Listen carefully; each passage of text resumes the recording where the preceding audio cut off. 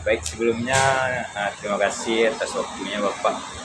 Mungkin saya akan menanyakan sedikit tentang apa yang melatar belakangi perusahaan yang Bapak tekuni ini sampai berdiri sampai saat ini.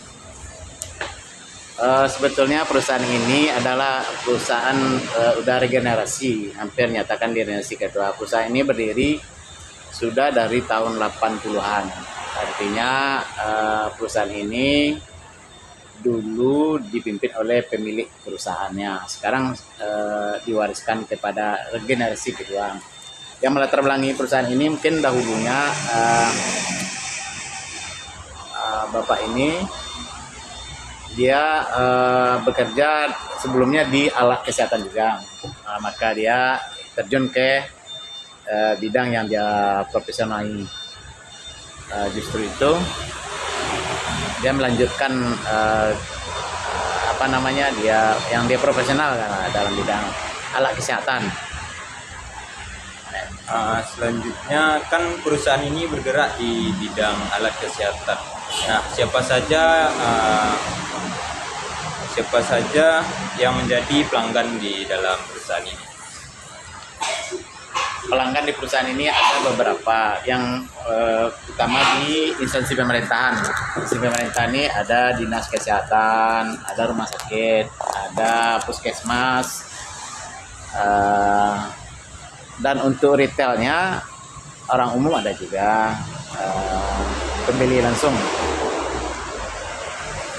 Selanjutnya, apakah perusahaan ini memiliki hubungan atau kerjasama dengan perusahaan lain atau pemasok yang dapat mendukung kegiatan bisnis di dalam perusahaan ini? Ya, semua barang kita berasal dari Jakarta. Kalau sistem perdagangan di Indonesia ini pada umumnya kan azas kepercayaan. Dengan dasar itu kita udah punya kerjasama dengan pihak Jakarta untuk pihak distributor kita. Kita udah punya produk yang untuk sumber nih kita yang pegang, seperti itu. Kalau untuk kerjasama kita penjual ada juga. Selanjutnya yaitu apa dampak pandemi bagi perusahaan ini dan apakah Bapak sudah menemukan solusi untuk keberlanjutan usaha untuk kedepannya? Pandemi COVID maksudnya? Ya, pandemi COVID. Sebetulnya pandemi ini sangat berdampak buruk terhadap perusahaan kita. Mungkin orang berpikiran dengan kita menjual alat kesehatan kita didukung nih. Malah yang kita rasakan bukan seperti itu. Kita berdampak jelek. Kenapa? Karena rata-rata saat pandemi itu produk yang kita jual itu rata-rata langkah di distributor Jakarta. Artinya kita kan tidak tahu tren nih.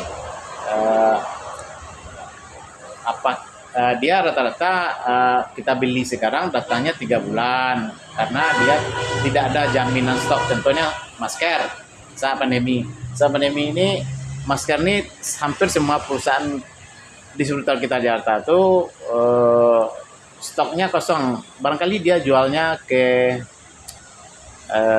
pembeli langsung, artinya harga yang lebih tinggi. Kalau untuk kita yang udah kerjasama, kita nggak dikasih barang. Jadinya saat pandemi kita nyaris tidak bisa jualan karena stok di Jakartanya nyaris tidak ada. Selanjutnya itu siapa pesaing dari bisnis ini dan ancaman apa yang akan dihadapi dalam bisnis ini ke depannya? Pesaing bisnis ini, regulasi sekarang ada namanya kapital. Kapital itu artinya membesarkan yang besar, membunuh yang kecil. Kita dulunya mengambil ke distributor. Di awal regulasinya mungkin ada namanya UMKM, memberdayakan pengusaha lokal lah tentunya. Artinya kita tidak dibenturkan dengan pengusaha nasional. Dengan regulasi yang ada sekarang ini, kita jualan dibenturkan. Dia masuk ke instansi rumah sakit, kita masuk juga. Sementara dahulunya kita ngambil barang sama dia, adalah semacam blok-bloknya. Kalau sekarang ini regulasi yang ada sekarang ini kita dibenturkan dengan perusahaan. Itu ancaman yang ada. Apakah kita ini akan dibunuh secara ini atau nggak tahu nih. Nah, yang jelas yang dirasakan seperti itu. Nah, kan produk Bapak yaitu alat kesehatan. Bagaimana cara pemasarannya dan wilayah untuk pemasarannya? Kalau cara pemasarannya dengan adanya salesman, kita punya sales, dialah yang memasarkan dan mempromosikan produk kita ke rumah sakit atau dinas kesehatan atau yang membutuhkan. Cara memasarkannya, daerah pasarnya kita ini lebih ke wilayah Sumatera Barat. Mungkin hanya itu Pak yang saya tanyakan hari ini. Oke, siap. Terima kasih. Mungkin kalau ada jawaban yang kurang enak, mohon maaf. Oke, jadi yuk next.